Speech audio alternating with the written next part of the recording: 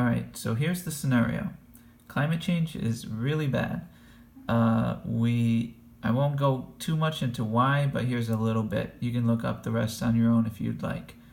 In February of this year, there was an article. An alarming heat wave in the sunless winter Arctic is forcing scientists to reconsider even their most pessimistic forecasts of climate change. And to put that into perspective, this is basically more or less how professional opinion was on climate change. It ranged from substantial cost to catastrophic is where most people were. And moving this whole graph to the right is leaning more towards catastrophic, so that's not good. In addition, there's an organization called the Climate Mobilization who pushes for a World War II style commitment to address climate challenges of global warming. It's a huge ask, but it's, as in their words, it's a thing that everybody knows we need. If you ask climate scientists, they would probably say the same, and people who study this. So, it's very bad. Nothing really has worked so far. I could pull up another stat, but I won't. From 1987 to 2017, fossil fuels have made up about 81% in both years, 30 years apart, 81% of the energy share. So we need to do some things differently. We need to do them quickly because we don't have a lot of time. I'm thinking we should encourage more direct actions. Think of the sit-ins from the 1960s. And here, I'm going to give you some examples of people who have done direct actions, and we can hopefully normalize this sort of thing and keep it moving. Up top here, we have 4 people. Oh shoot, I forgot their names. I know Corinna Gore,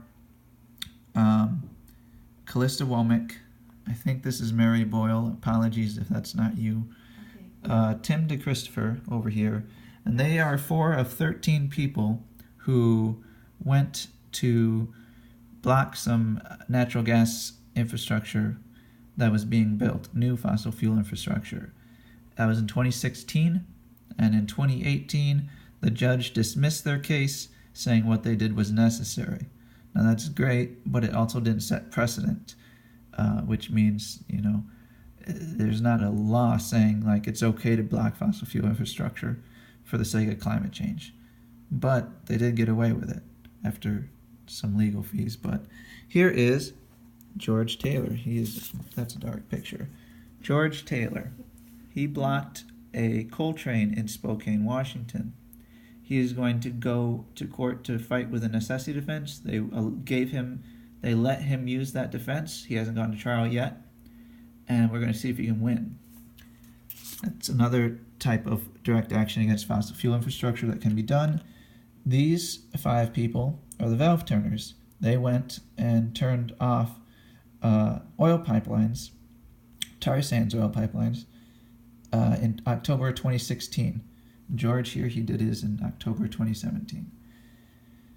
And so these 3 were not allowed the necessity defense. These 2 will be allowed to present the necessity defense. They all lost. He got 2 days jail, or time served, 30 days community service. I don't think he got really, I think he didn't serve jail time. He might have some fines and community service. I have to check on him. He did get, I think it was a year jail, and he only served maybe half a year or 4 months. Got off for time for good behavior or something. So, anyway, these are 10 people. Let's see, here's, 1, 2, 3, 4, 5, 6, plus the 13. This is only 4 of the 13. So that's about 19 people who have already participated in direct action against fossil fuel infrastructure, risking a lot, but hopefully getting a good payout. And we sometimes see that with these 2. They have a chance to win with necessity defense. With these 4 out of the and the other 9, they got their charges dismissed.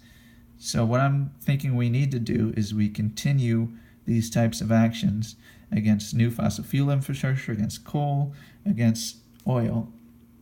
The worse oil, the better. And if we do that, we can get the ball rolling on good climate action, because it will inspire others to do the same, and it will be a virtuous circle which gets something done. Eventually, these things will stay off forever if we keep it up. That's my thought. In the next couple of videos, I'll tell you plans for recruitment and plans for research. Thanks.